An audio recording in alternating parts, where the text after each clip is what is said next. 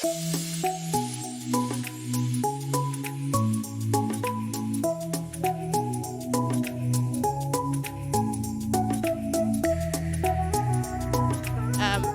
on this policy forum breakfast debate, we're going to be talking about violence and abuse, something that can hinder our lives in general, in total, a total destruction of human rights, let's call it. And what needs to be done to address gender-based violence in workplaces. Um, as our panelists, we have our presenter, who is Advocate Harold Tungusia. He is the advocate of the High Court, Commissioner of Oath and Notary Public. He is also a trainer and lecturer, resident associate at TCDC. I always forget 1C. And then we have one of our discussants. Her name is Anna Bahati Mlay. She is the Female Future Program Coordinator. She's also recently elected last year, I think, a member of African Women Leadership Network. Yes, she was also recognized in 2019 as one of the Tanzanian sheroes, women that are prospering in Tanzania when it comes to women matters, when it comes to empowerment of a girl child. Yeah. And she's also a coordinator, gender coordinator at the Association of Tanzania Employers. And then another discussant is from WILDA, a renowned organization dealing with women issues in Tanzania. He is Stephen Shishira. Stephen Shishira is the program officer at WILDA. So before I take any more of your time, I would like to welcome Advocate Harold Tungusia. Allow me to quickly address some few items. Number one is trying to demystify the so-called violence. Violence, we have heard in number of occasions, violence, and we have even experienced it. And the statistics are showing that the issues of violence and harassment, especially at places of work, is really rampant.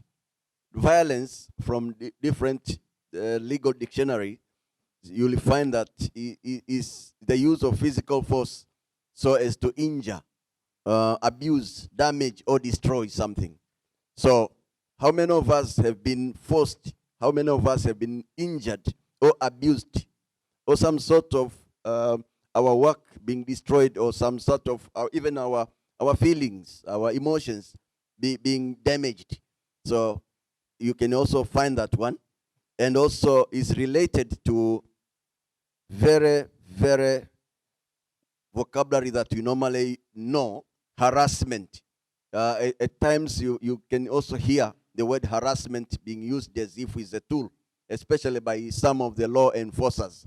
So harassment has been used as if it's part of our tradition to demand compliance. So generally speaking, it includes, or it covers, a wide range of behaviors. Now, this convention that I'm talking about, convention number 190, has given us a global definition of what is violence and harassment, especially at places of work. We wanted to do kind of reflection, because these images that you see in front of you are giving us a kind of message.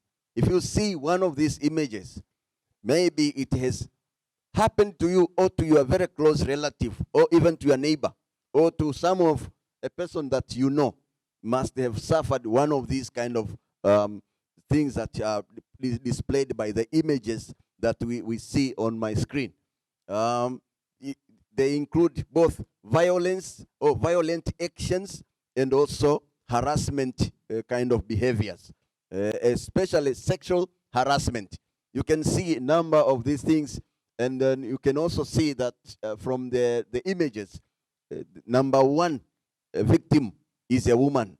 A woman in any setting is a victim, is an ultimate victim of this kind of violence, violent action, or kind of harassment that is happening, especially in places of work. You can see like somebody is touching different parts of a body of a woman without her consent.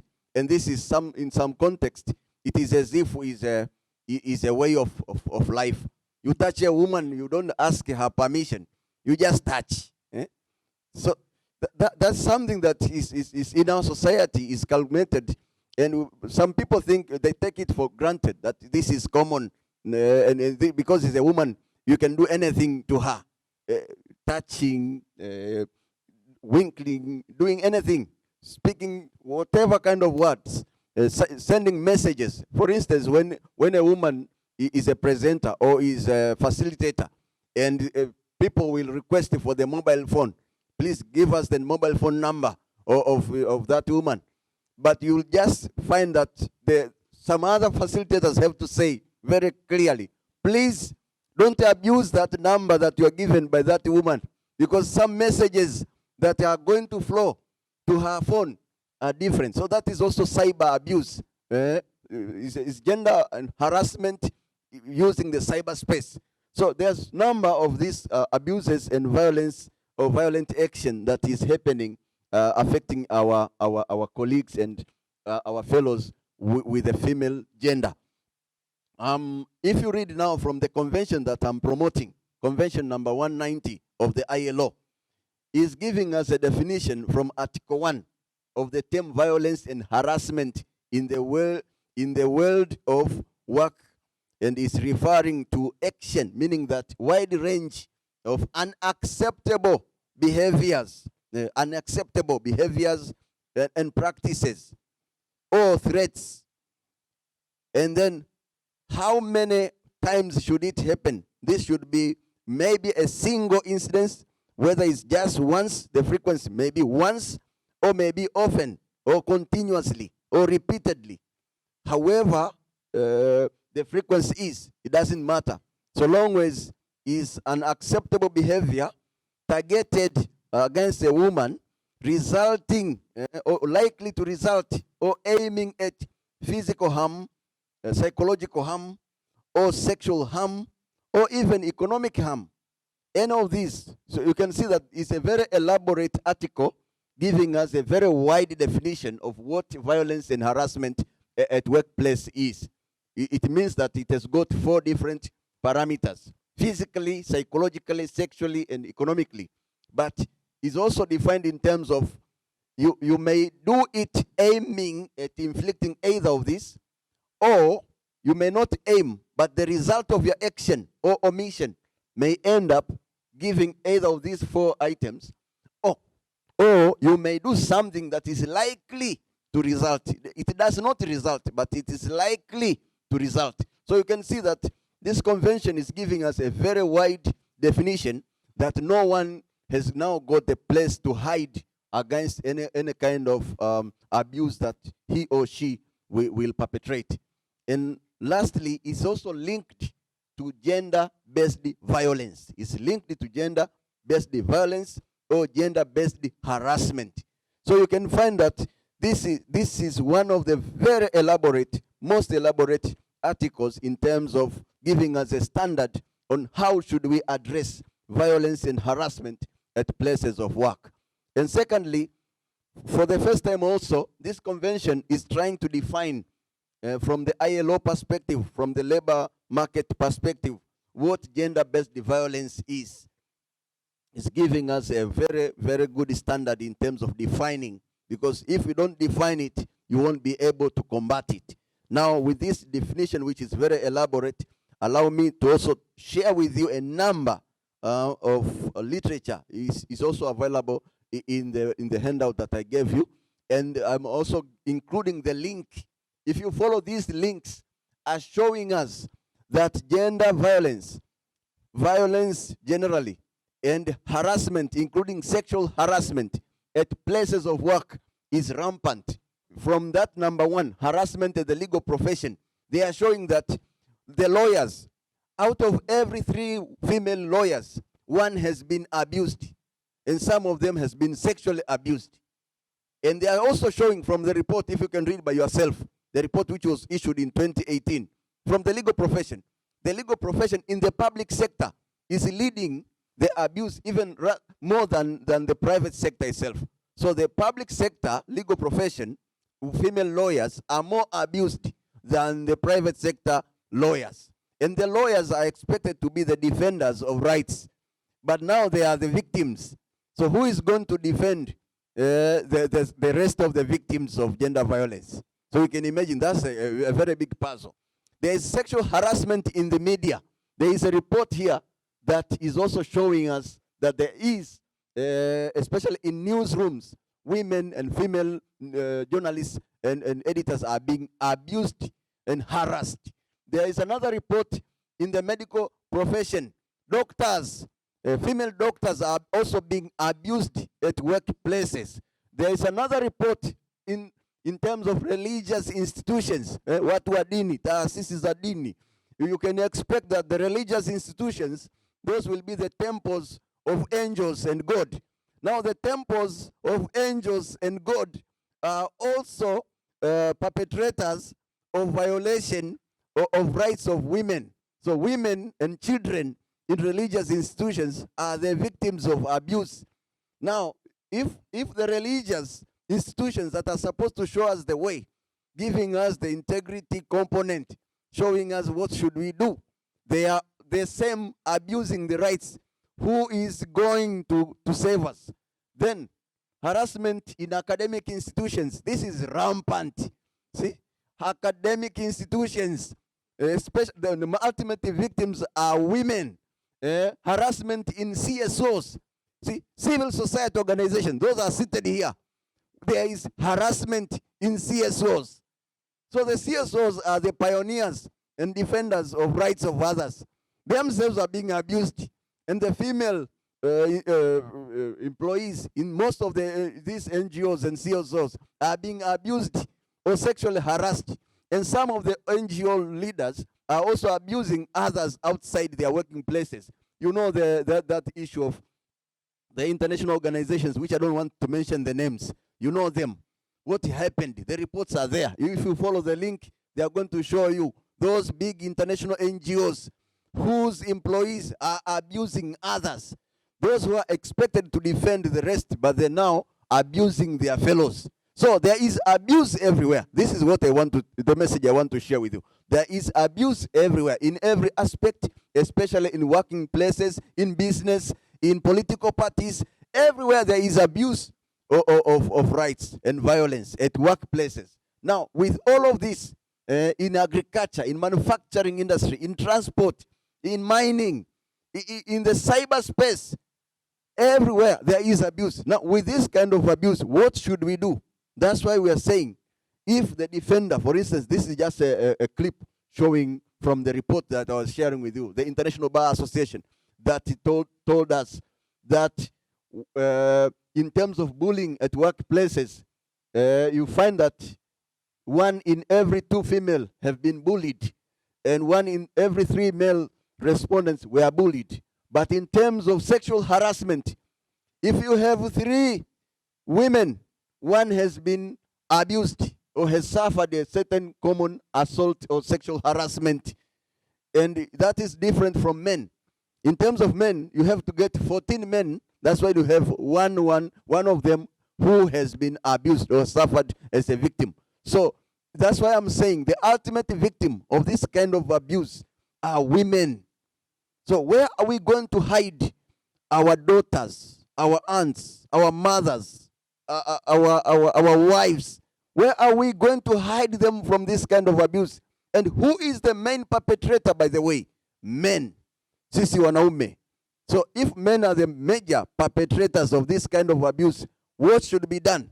That's why we are asking ourselves whether if we can ratify this convention as soon as possible, we are going to add on place additional standard with kind of global texture, global quality and values that can also help us to have the cross-border campaign against this kind of abuse. We know that there have been a number of global efforts generally addressing issues of gender and violence. As I said earlier, for instance, all of these efforts are linked one way or another with what we are saying, the Sustainable Development Goals. All of us here are knowledgeable about Sustainable Development Goal number 5, about gender equality. Sustainable Development Goal number 8, that is about decent work. Sustainable Development Goal number 16, that's about peace and justice. So all of these are highly linked to this international convention number 190 that I'm talking about, that addresses violence and harassment at places of work. All of these international instruments, the Universal Declaration of Human Rights, the International Covenant on Economic, Social, and Cultural Rights, the International Covenant on Civil and Political Rights, all of 1966 were ratified by our country in 1976. The International Covenant on Elimination of Racial Discrimination, the Convention on the Right of the Child, the Convention on Elimination of Discrimination of all forms of discrimination against women, the International Convention on Rights of Persons with Disability. All of these came in place to help us, but still we have a problem. So the ILO conventions that are there are so many. Tanzania has ratified so many of these conventions, as you are going to see. But generally speaking, this one is the one that is talking about violence and harassment at places of work, and is also encompassing a number of employees, including interns, including job seekers, including volunteers. So it's a very wide convention that covers all broad spectrum of issues related to work. And if it's ratified, it means it's going to add and change our labor laws to be able to address all of these issues that are affecting our women in this country. Because of time, I will not be able to share with you details about these conventions, but our country has been able to ratify all of the 8. There are 8 core conventions of ILO. We ratified them, and I also produced the number of chronology. When did we ratify which convention among those 8 conventions of ILO? And we have also been able to ratify huge number, up to how many? More than 32 different other conventions we ratified as a country. And we are saying, if we have been able to ratify all of these conventions, why don't we now quickly ratify the convention number 190 of 2019, which deals with violence and harassment at places of work. So you can see, among all of those ILO conventions, we have ratified many. Only 51 conventions were not ratified by our country. Out of 190, we have ratified most of those except 51 conventions. Now, one of those that we have not been able to ratify includes this convention that I'm talking about, the convention that deals with harassment and violence at places of work, convention number 190. So because of time, I won't be able to go into details. I was given 15 minutes, but I just share with you just few reasons why should we ratify it. We know the history behind this convention, and we know what it covers from what I've just told you. And it was adopted in June 2019. But still, only 3 countries up to this moment have been able to ratify it. 3 countries, Fiji, Namibia, and Paraguay. 3 countries were able to ratify it up to this moment as I'm speaking. And according to ILO procedures, ratification, normally the ratification for an international instrument under ILO parameters comes into force once 2 members of ILO have ratified it. So it has come into force, but it's still not being used because majority of the members have not ratified it. And that's why I'm saying, if Namibia, our fellow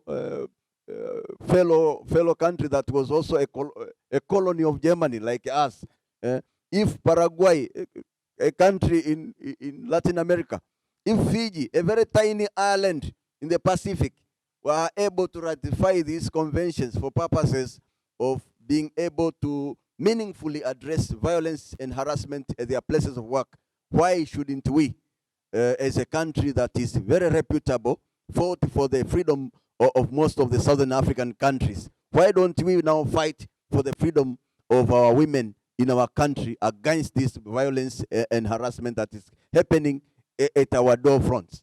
So generally speaking, I have given a very big overview of what it contains from article to article, trying to analyze it and giving it in a very user-friendly language what is the content in terms of the menu of this document that is very important to our generation.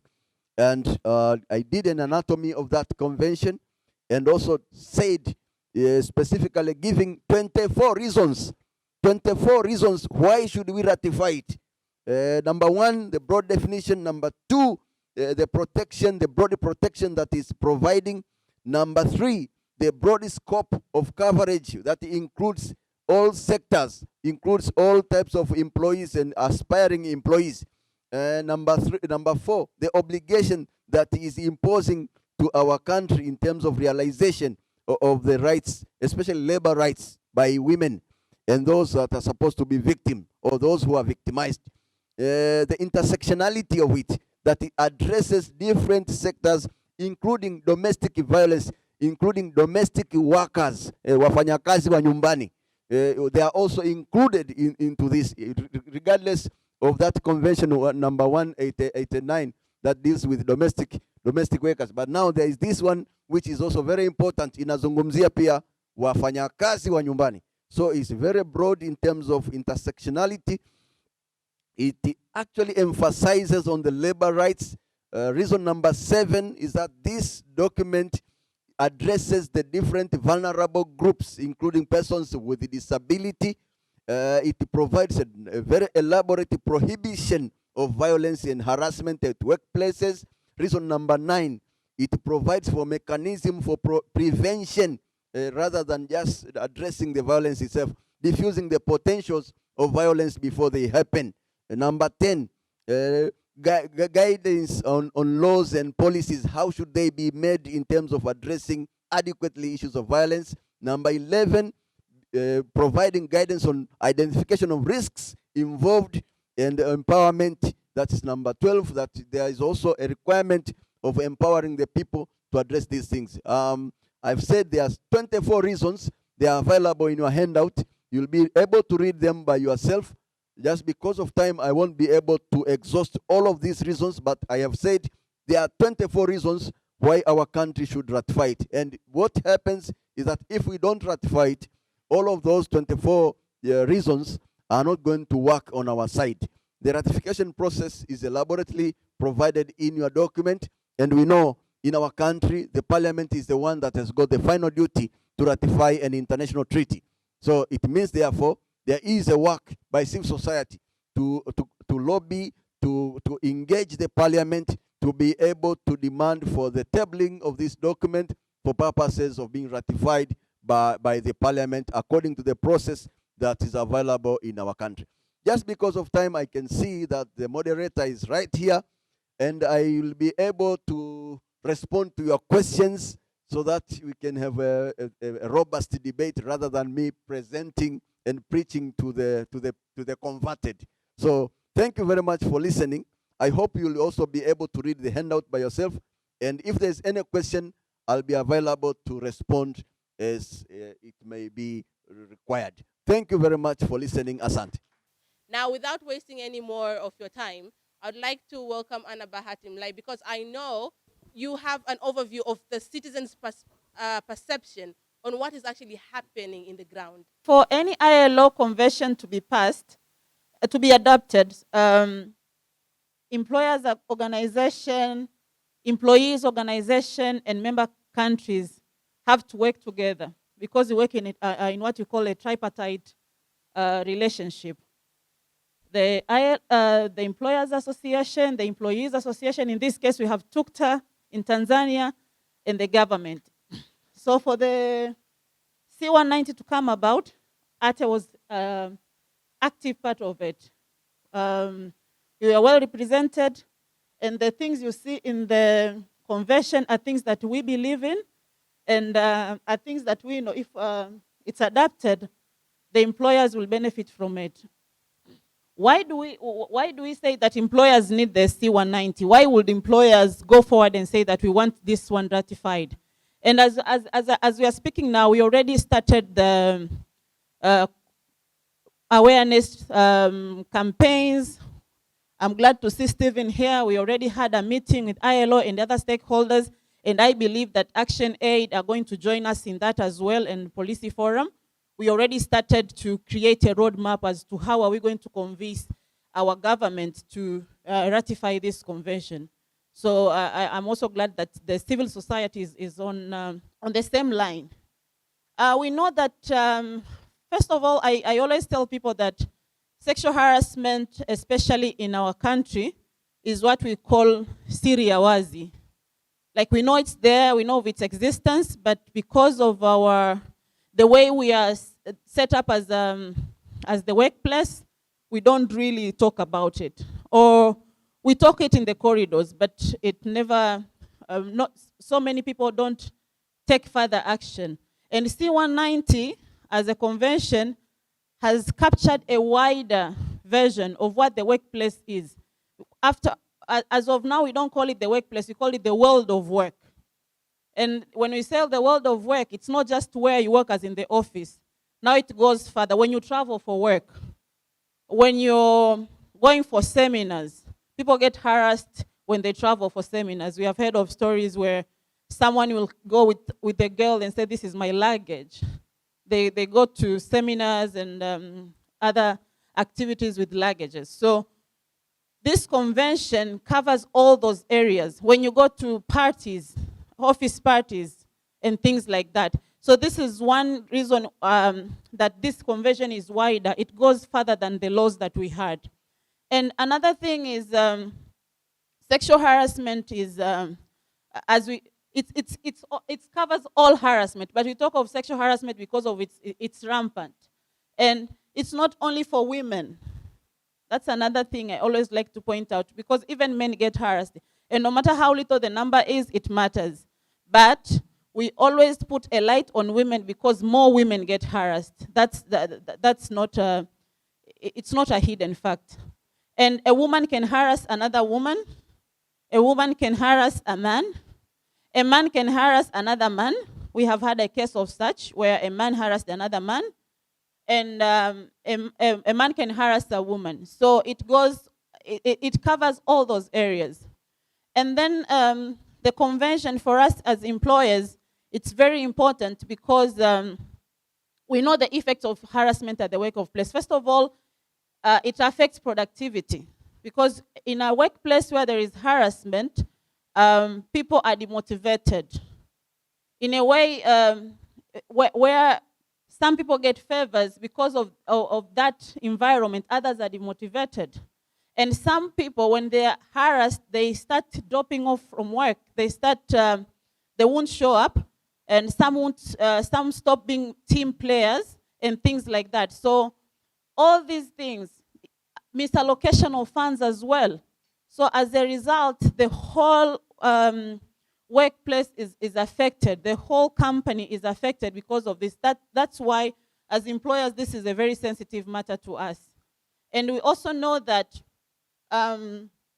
harassment and violence in the world of work spills over. It goes to it's not just the person who is affected or who is harassed. It goes to our homes. Someone who is harassed at work can take that pain and anger to their homes. So we also know that it's important to make sure that we protect people when they're at the workplace. In Tanzania, as she asked, what the laws are there, but C190 give a broader coverage of what is harassment. It gives a broader coverage about what is the world of work. It gives a broader coverage on how to deal with harassment if it happens, as how do you compensate a victim. And it also gives a wider coverage on the aspects of harassment. My boss was telling me that they had a huge discussion as to what constitutes harassment because of our culture disparities. We are different from one country to another. It also gives you room to define harassment according to your place of work. It gives you room to add that. If you have to really because if we start a discussion here, I've done a lot of those discussions. Most of the things that I might say they are harassment, you might think they're not harassment. So there's always that room to have a discussion and agree to what is harassment in this context. And in that way, I would like to say that in issues of sexual harassment, every organization has to have a policy. And this is what the C190 drives towards, having a policy, a policy that protects workers from harassment, violence, and harassment. And now when you are doing when you are preparing the policy for your workplace, that's when you can involve employees on what is harassment, what constitutes harassment, so that you have an agreement and it becomes a document for everyone, not just, most of the documents we have are shelf documents. No one acts on them. And another thing, as we go towards ratification, we are doing awareness in the workplace, but also we encourage managers, supervisors, people with power at the workplace to be to lead by example, because in cases of sexual harassment, it's better to deal with it from up down, because if the person leading the organization, of the people at the top, are the ones who don't understand, because most people don't even understand if it's harassment, acts like hugging people for too long, winking, sending messages, unwanted messages and things like that. And that's another thing about the C190. It covers things like, when you send me a message when I'm at home, but we work together, it's harassment if it's unwanted, if it's unwelcomed. So we also encourage that, and we have started training people, especially those who have power, because power relations are very crucial when it comes to matters of harassment and violence. So I think I should end there for now. That's what we have been doing, and we are, for this convention, we were part of it from the beginning, and we are part of it going forward to convince the country to ratify it. Thank you.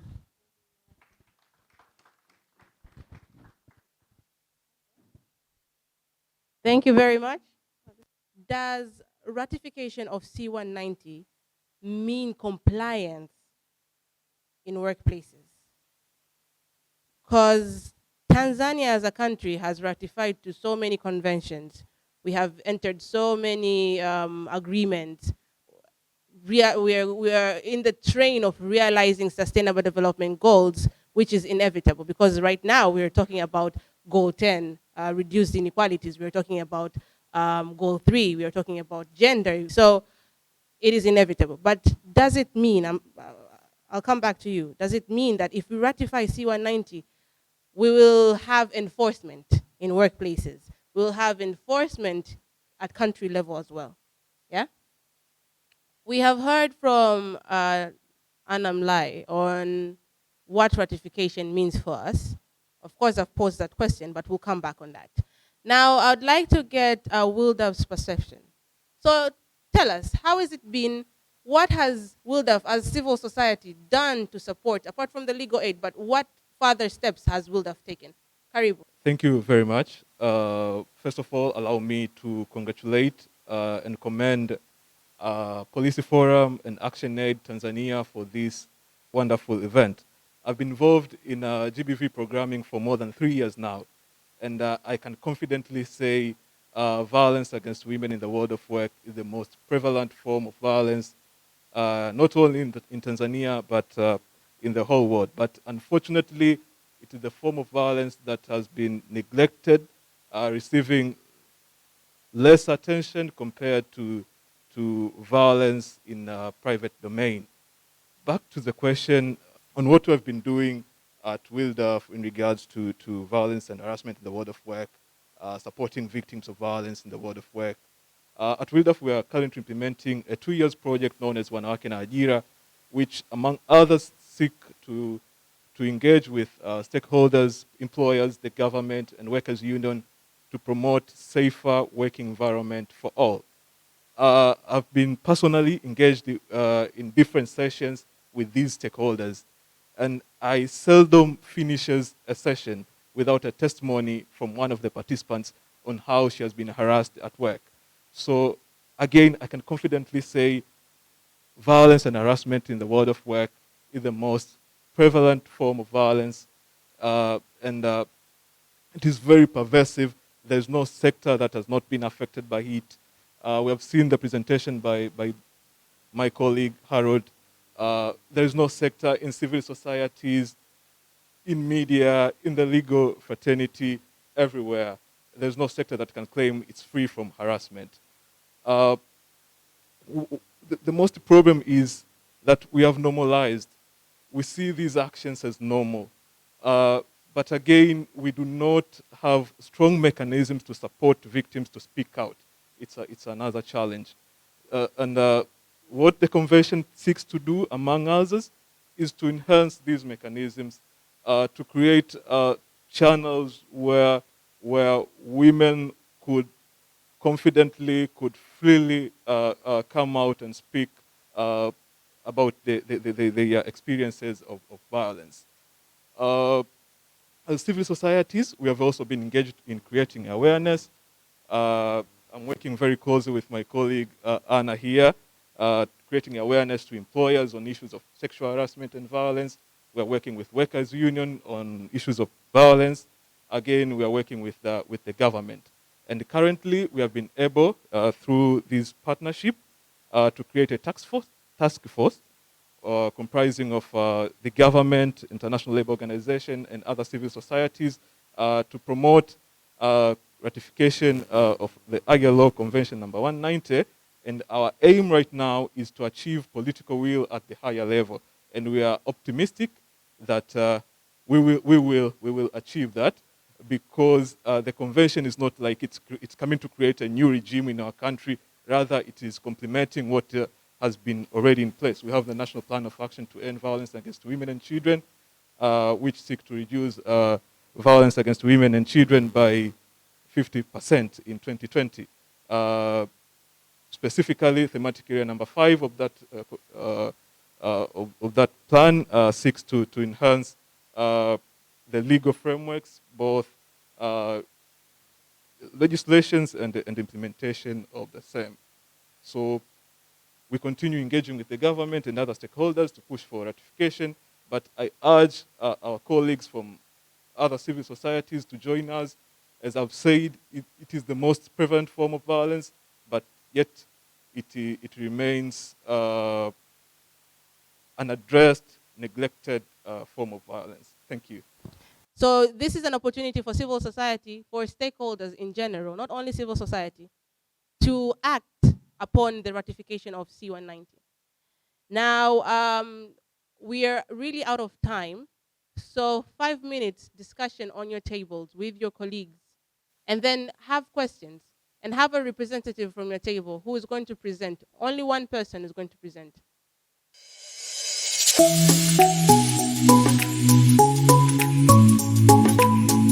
We are live on Zoom through a link for those who weren't able to register.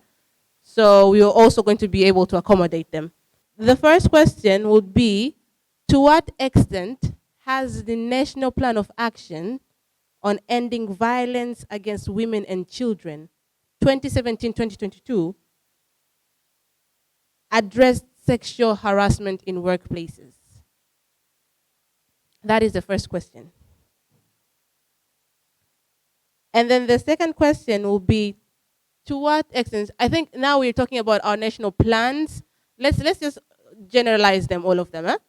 SOSPA, National Plan of Actions, the Employment and Labor Act.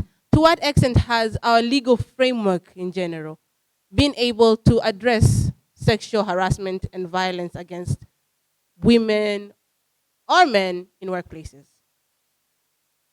And then we have a question from Geoffrey Chambua, actually a comment from him.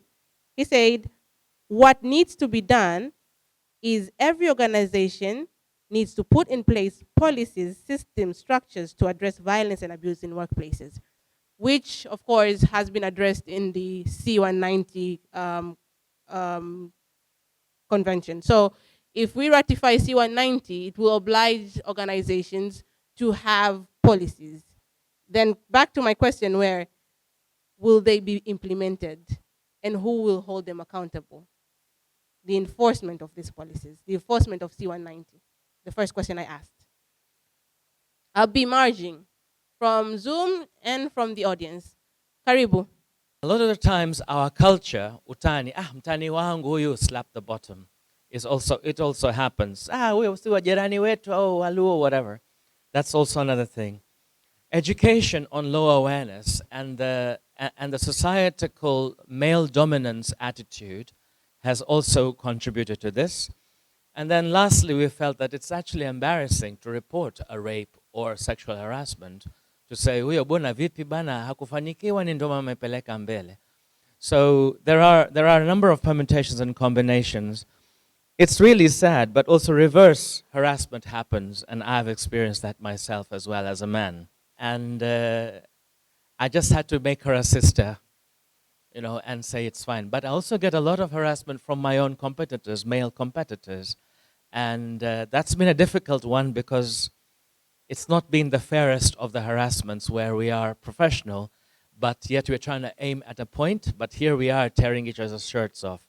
I'd like to ask the first presenter on how we can advocate and reduce sexual harassment from academic centers, because every day the number is increasing, and most of, I can say that the youth in general have no enough education on how they can accept or learn away from that sexual harassment. Maybe how we can advocate and do that incident. Thank you.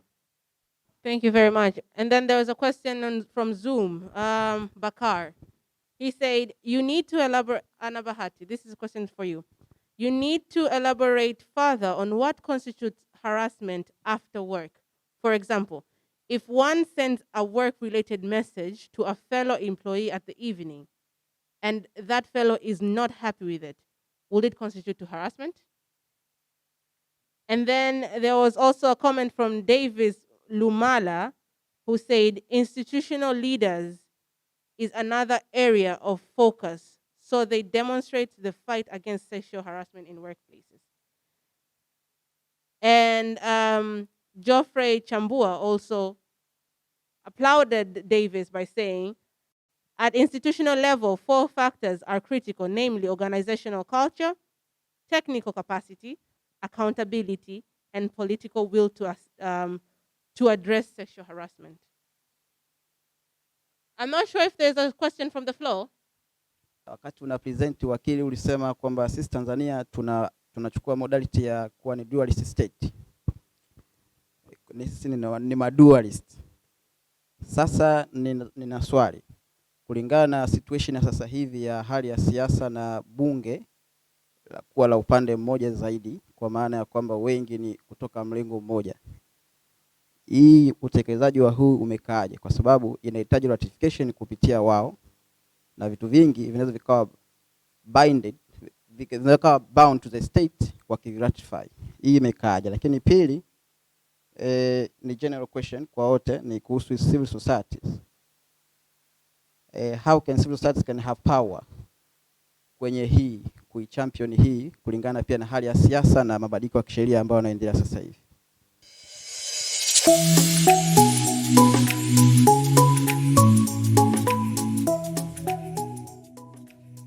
Let me start anti-clockwise by the last one that was addressed to me directly about the dualist system.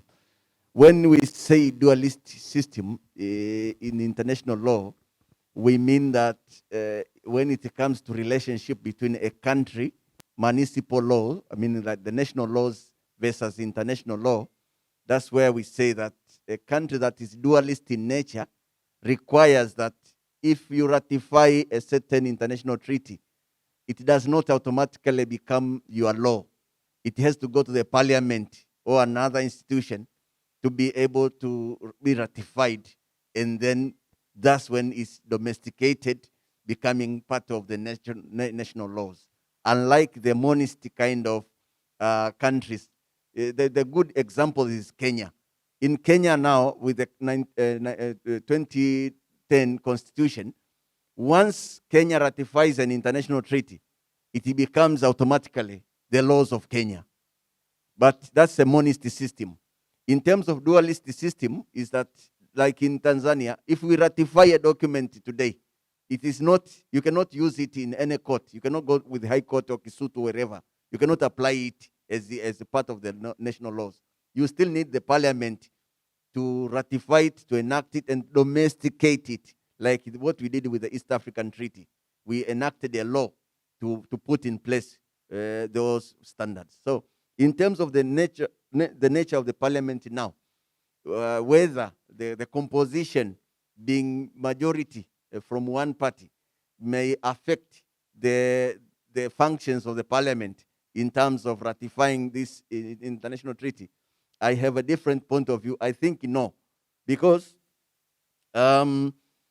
issues of gender, issues of harassment, these are cross-cutting. They are not partisan. Aina chama, abuse of women does not have any party. Anybody may be a victim. Anyone may be affected. So in terms of ratification, I don't see how the parliament will fail to push for ratification simply because they are from one party. You can also read from their manifesto. The CCM manifesto is also saying about gender equality. So I don't see how, for instance, I'm not their spokesperson, but I don't see how the composition of the parliament will hamper the ratification of this particular document, because it's not a partisan document. It is actually a cross-cutting issue of gender and respect of women dignity and providing decency at workplaces. Maybe that's how I should see it. In terms of the second question that was also directed to me, maybe I can also address it generally. It is Benson Daudi who said that how can we address issues of harassment, especially in academic institutions. This is not just for academic institutions, but I cannot address it in terms of all of the institutions, including religious institutions. One of the things that I can see very pertinent is that the law is not a panacea. The international law is not even a panacea either. It is not a wholesale medicine that is going to cure all of the problems about gender violence. No. It's just providing kind of certain standard that we can use in order to enrich our fight against the violence that is happening. So, how are we going to address this? There is something that we don't touch, that is about behavior change. Behavior change. Ubadilishaji wa tabia. I said earlier that the perpetrators, majority of the perpetrators are all, in most cases, men. We have women abusing women. We have men abusing other men because of women. We have men abusing other women. Oh, it is a cross-border, but generally speaking, the major perpetrator is man. Now, how do we change the behavior? The behavior change. Can the law change the behavior? That's a big debate. However, the law cannot 100% change the behavior of anybody. But the law can impose sanctions that will shape the behaviors of so many people. You can just take the example of the speed limit fine that is imposed by police officers in the road traffic. You can see how it has changed the behavior of drivers. Once they see the sign of 50, not above 50 sign, they will quickly slow down. That the behavior has been changed by the effective enforcement of the law. So the enforcement of the law, when it is effective, can change the behaviors within a certain period of time. So what we are saying is we need to see in place issues of behavior change, and even if there's any advocacy work, should also focus on behavior changing, because you may find a person preaching about gender violence, campaigning against gender violence, but he himself is abusing his wife or his own children or his own fellow employees at the working place. And he is a champion of anti-gender violence. So that's about behavior change, which is something which is embedded in the convention. A lot of awareness work and capacity building is insisted by the convention that should be done in order to change the behavior. And additionally, there's something that was missing in different laws. This is about witness protection and protection of whistleblowers. This convention has got specific articles that are insisting that there should be in place mechanisms for protection of whistleblowers and protection of witnesses. that means that there's not going to be any kind of connivance or kind of condonation on what they're not going to condone whatever kind of whatever kind of violence that is happening. And number three, there's something that is also missing in most of our laws. It's about addressing and managing stresses at the place of work. Hawa jamaa wanaofanya vitendo vya namna hii, most of these people have got some mental disorder. There's some kind of mental disorder. Wewe unamshika mwanamke wa watu matako, why? Who told you to do it? You're just petting somebody's butt. For whose reason? You have some medical problem, mental issue inakuface wewe jamaa. So there's a kind of some kind of stress management at workplace that is supposed to be in place. Maofisi mengi sana yana watu wako frustrated. I've got some people who are frustrated, confused, kind of depressed. This kind of people need some kind of medication. Kwa sababu sheria peke yake will not be able to cure them. We need to have in place what type of stress management systems do we have in our workplaces, and that is also insisted by the Convention 190. Lastly, you are saying about, there's a question that you started asking us about whether ratification by itself means compliance. I already alluded to it. Ratification by itself is not going to be compliance, but it's actually going to give us a way of shaping our laws and policies. Look like the Employment and Labor Relations Act of 2004 has so much embedded the principles and standards in different ILO conventions. So having this convention in place is an assurance that when the parliament is going to amend our laws, is also going to be having kind of benchmark and certain global standards that are going to guide them. How do we address violence? How do we address harassment at workplaces? We now have the standard. So sababu ya fikiria tena is something that is going to be there. Secondly, once you have ratified, you will be required to submit reports, reports on how have you complied with it. So these periodic reports submitted to the International Labour Conference, these are the ones that are also going to tell us, like they are like monitoring tools. What is the trend? How is it? How are we faring in terms of implementing the standards that they are there? And lastly, is the issue of domestication, which can also take place in terms of shaping different laws that are there. You said about SOSPA, employment and labor relations, etc. All of these laws have been in place, but the laws themselves are not the panacea.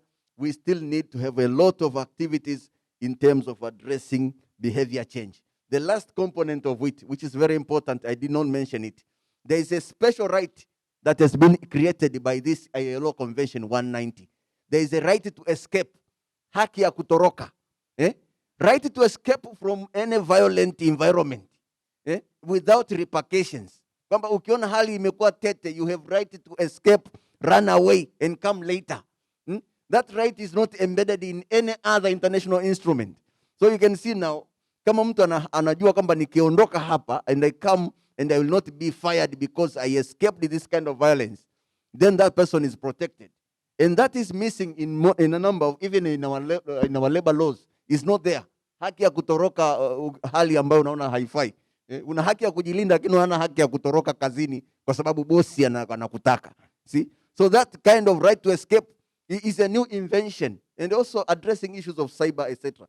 Time haitutoshi, lakini I believe there are so many things that we can talk. The issue about victimology. We don't only address the perpetrator. The law is also addressing the victim, trying to see the compensation, dadangu amezungumzia, reparations, creating another alternative for this person who has been affected by violence. These are new innovations that are in place in this convention. Sina muda mwingi, lakini maybe my colleagues can proceed. Asante. Ruga, from Ruga on Zoom, and unfortunately we are very sorry about this. I'm not sure if it's a he or she, but it is stated that I have ongoing It says I have ongoing sexual harassment cases at CBE College. How can you help? I'll start with the last one. I'll invite her to to come to our office. I think CB is here in Dar es Salaam. She can visit us and we'll assist her. Or she can drop us a text via our social media pages. We will assist her. I invite her to come to us and we'll provide assistance to her. I'll respond, I think, to two questions. The first one will be, how does the National Plan of Action addresses violence against women in the world of work? I will say among the best documents that this country has ever had is the National Plan of Action to end violence against women and children. It is most comprehensive. It covers all areas. When it comes to world of work, in specific, thematic area number 3 calls for strategic actions to end violence against women in the world of work.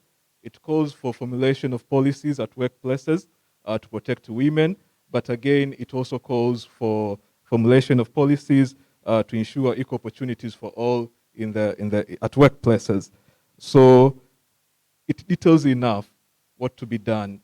What remains is implementation.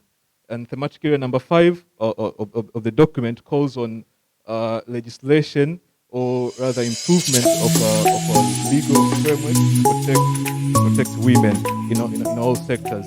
And here comes the ratification of ILO Convention number 190.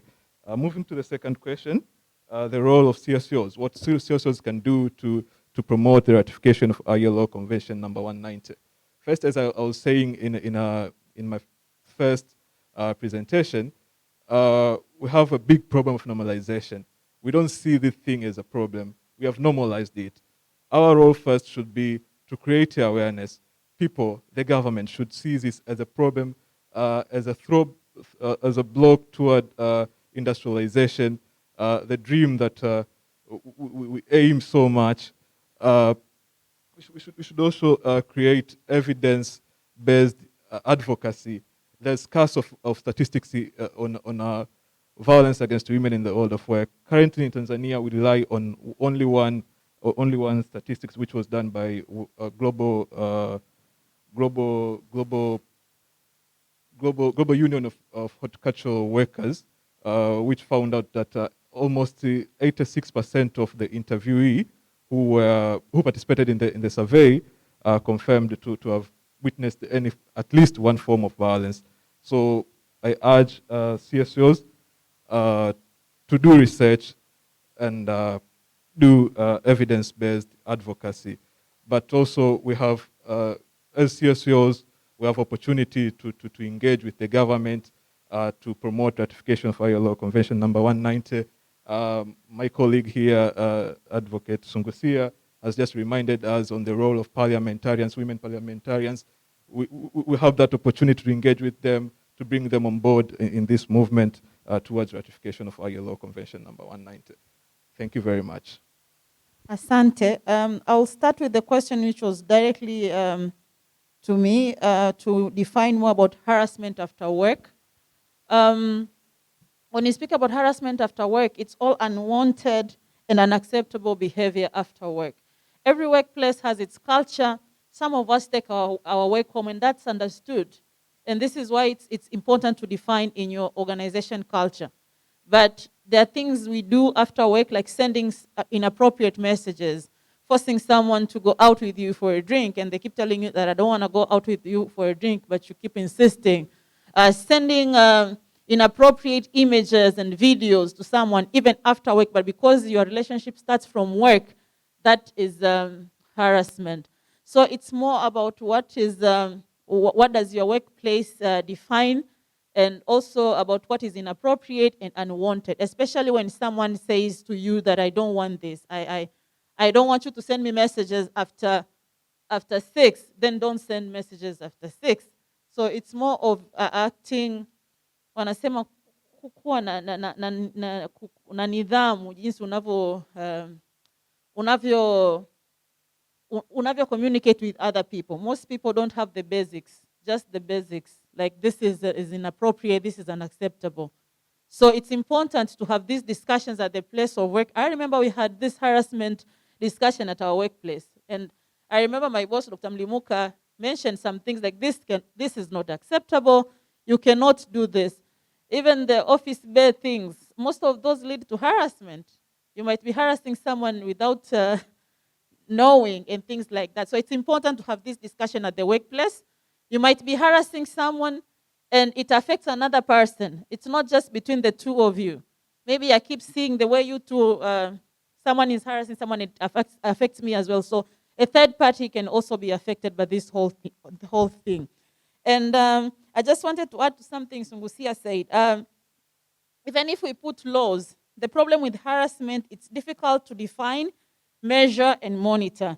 And in most cases, as of now, it's underreported. And those reporting face retaliation. We have had cases, we have heard of stories even from bigger organizations. And this is why the workplace policies organization should show organization tolerance towards sexual harassment. So basically, even if the laws are passed, every organization has to show that this is our stand on sexual harassment. And every organization should have a proper reporting mechanism, and also, so afterwards, how do they treat the victim? As Sungusia said, how is she compensated? How is she helped? And the law says about something about escaping. This was very important, especially for when you travel with people for work, because most people create an environment to harass you by taking you out of the workplace. Like we travel to work and you'll be harassed. So now if this is adapted and we put it in our laws, if such happens, I can, if we're in Dodoma, I can board a bus back to Dar and say that I was escaping harassment. This man kept pounding on my doorstep.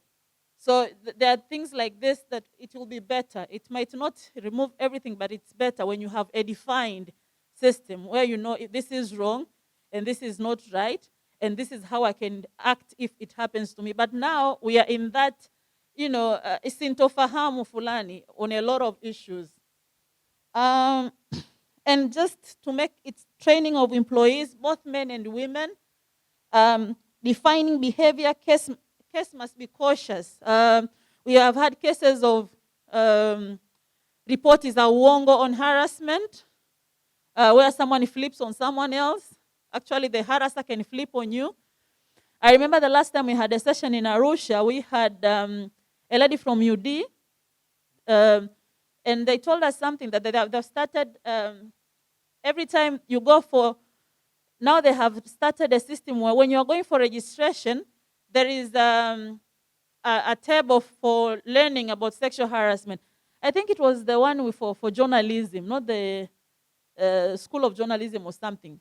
And I think that's what also other universities can adapt, that you have not completed your registration if you haven't gone through that sexual harassment lesson. So it's part of the registration to the university. And I think that could be adapted as well, even in workplaces, when you are doing the, yes, when you're doing the induction, that's one thing that you should know, that in this place we do not tolerate such behavior, and you shouldn't be part of it in any way. And people should also understand that the positive working environment reduces harassment. When you have environment which adheres to labor standards, inapunguza mianya ya harassment. For instance, we had discussions and trainings with people working in industries, especially zile kazi ndogo kama kufungasha, things that usafi, and in most cases, those people face a lot of harassment. Supervisor can be the one holding your monthly pay. Like, I'll make sure that, but imagine there is a proper way of recording the time you work. So the supervisor doesn't have a thing to do with it, a way to mess with it. So it's more about having the proper policies, workplace policies. They also have to reduce harassment at the place of work. And the conduct by managers and supervisors, I think those needs to be educated even more to know how to conduct themselves, but also how to respond when someone reports such things to them. Because if you go to report, and this is why most women don't report, or most men don't report, especially men. Men are likely to be shunned. It's more like, yani umekataa mzigo, like they don't take it. Yes, they will live, and because of our culture and masculinity and patriarchy, a man cannot just come and say, mwanamke huyu ananilazimisha. But I think where we are going, that's also supposed to be, if a man doesn't want it, he doesn't want it also, just like when a woman doesn't want it. So there's a lot of victim shaming.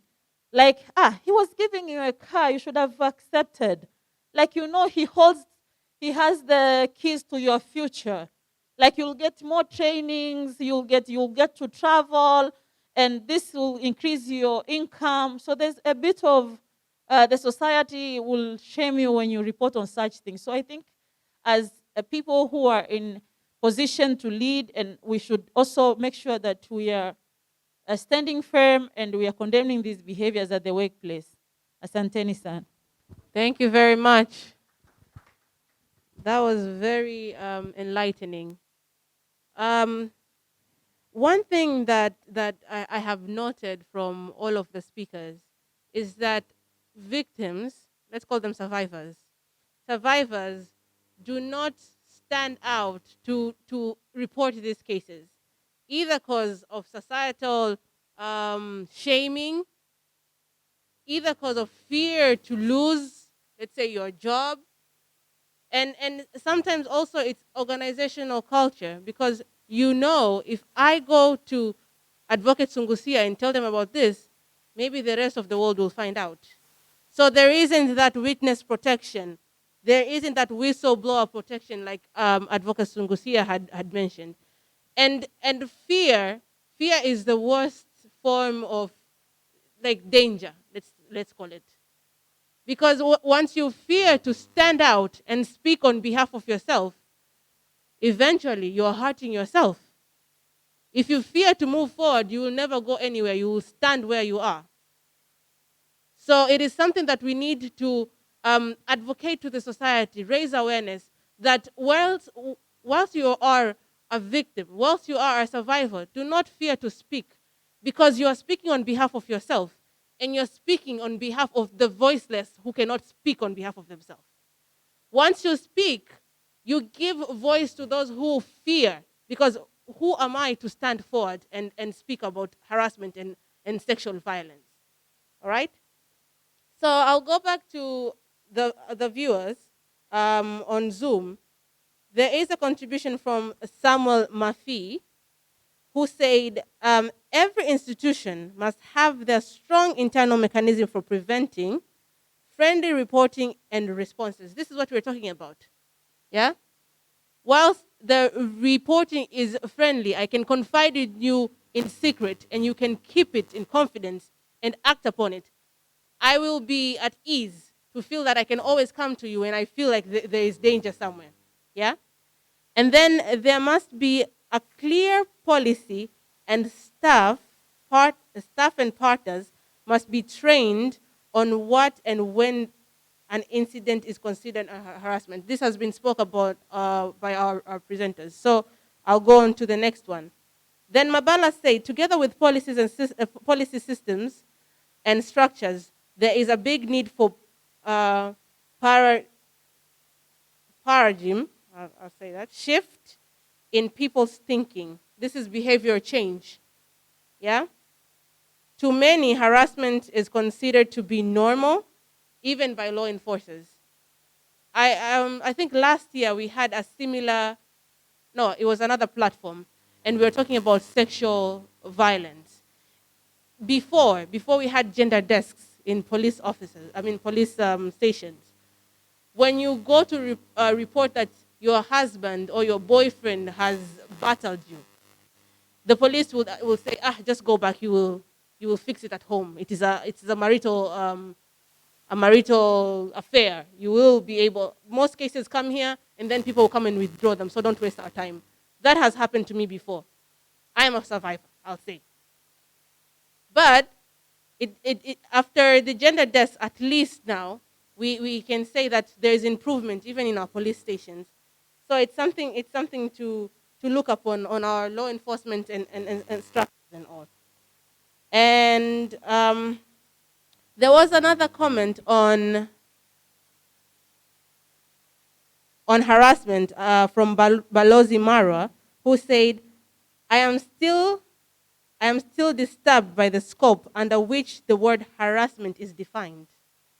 How do we reflect it in the act of women wearing short and very transparent clothes in front of a man or men? Is that not psychological sort of harassment? Can we have a respondent before our time ends up? Would you like to respond to it, Dada Anna Bahati? Would you consider that psychological harassment if a woman would wear a short dress? I wouldn't. When it comes to, if it's in the world of work, if you want to define how people dress as way of harassment, then you should have clearly pointed out. Like, in some churches or in some uni, they draw pictures, like you cannot wear this or that or that or that here. But if there is no clearly set definition of what appropriate dressing is in this context, then then it's really tricky.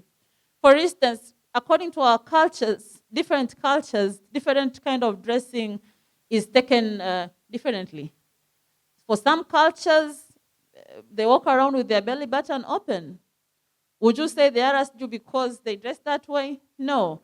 So it's more of a culture setup.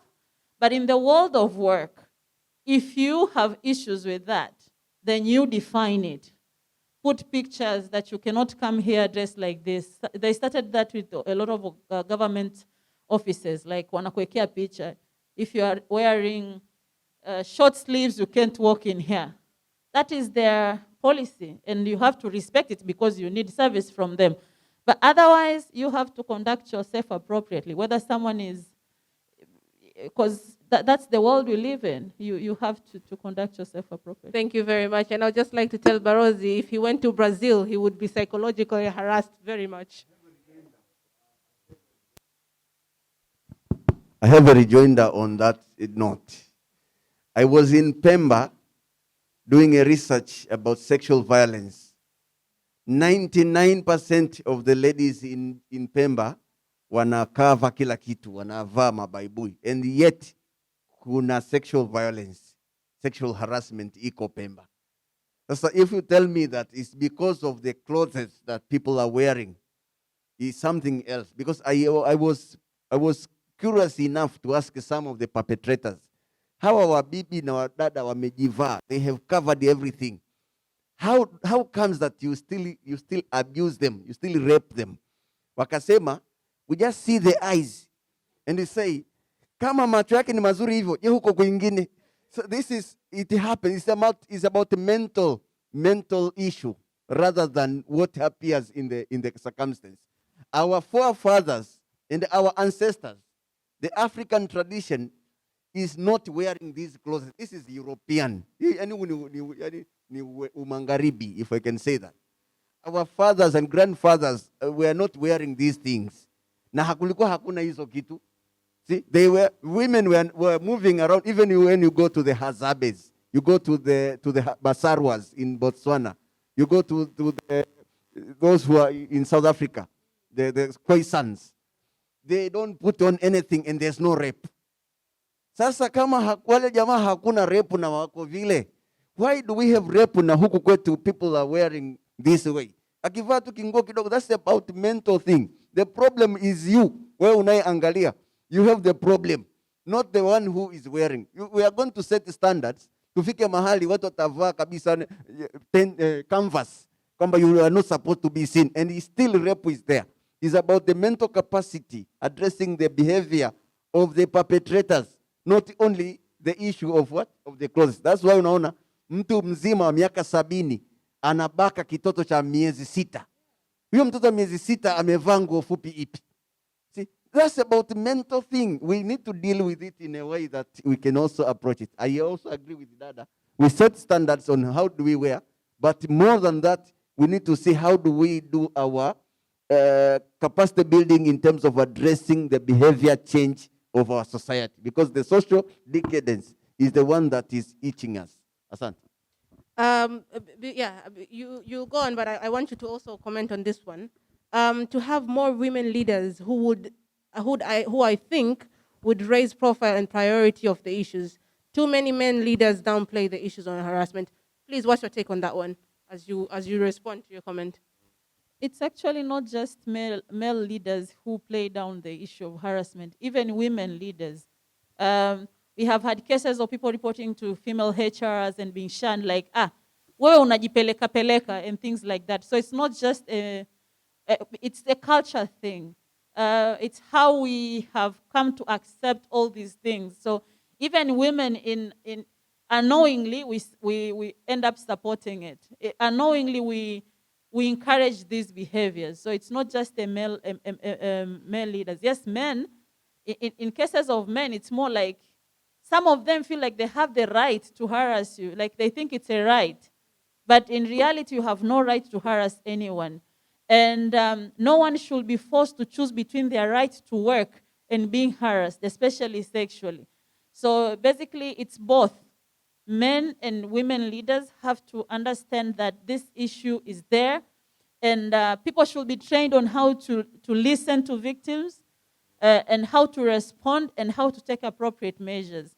And this is why it's important to have such things embodied in the policies of the organization. But in most cases, I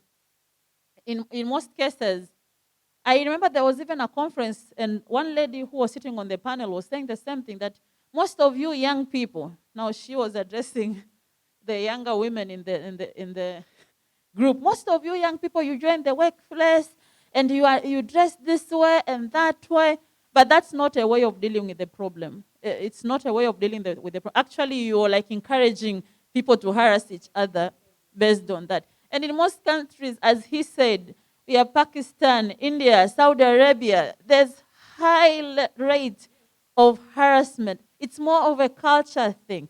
It's more of an entitlement issue, that some people feel entitled towards others' bodies, but it's not supposed to be that way. So we go back to learning and learning some of the things we used to believe. Like from a very young age, some boys have been raised in a way they believe that they have the right to, touch and grab and wink and call and demand and being given and things like that. So those are things that we need to start talking about. Please thank the audience as we are wrapping up.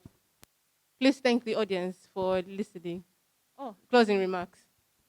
So I would like to thank everyone who made time to be here today for this discussion. I believe I have learned a lot from the audience and from the questions that were posed and from the comments of some of the people from the audience. I believe that Policy Forum and Action Aid and other stakeholders will make an effort to have more of these discussions where we can meet and talk about it and unlearning and relearning and learning new things about this whole thing so that we can make sure that we have better workplaces or we can have a better world of work. Asanteni sana. Asante sana. Karibu, Stephen.